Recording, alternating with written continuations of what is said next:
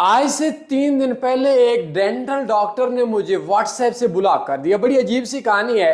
वो बेसिकली कह तो रहा था मैं डॉक्टर हूँ और मेरे 3 भाई भी डॉक्टर हैं, डेंटल डॉक्टर्स हैं। तो बेसिकली सिंपल सी बात कि आज से कुछ दिन पहले मैंने बात की, एक वीडियो बनाई कि अगर कोई भी बंदा जो आप जिससे आप सीख रहे हैं उस बंदे से 2 साल का इन्वेस्टर पासवर्ड ले लें, अगर वो कारोबारी बंदा है तो आपको इन्वेस्टर पासवर्ड दे देगा, और अगर बाजारी झूठा बंदा है तो इन्वेस्टर पासवर्ड नहीं दे देगा। तो उस बंदे ने मुझे कॉल किया और बोलता है कि जी आपने तो स्कैमर्स को मार दिया, बड़ा अच्छा काम किया, आप पक्के जनती बंदे हैं, बड़ी उसने दुआएं दी। मैंने कहा ठीक है, आज मैं सफ़र पे हूँ, कल बात करते हैं। दूसरे दिन बात की, पहले तारीफ़ी की, फिर बोला कि आप एक काम, मैंने एक्सएम से 20 लाख कमाया है। मैंने उसे बोला कि अपने इन्वेस्टर पासवर्ड दें ताकि मुझे आपका भी पता चले कि जो मेरे सामने बोल रहे हो वो सच्चा है या झूठा है।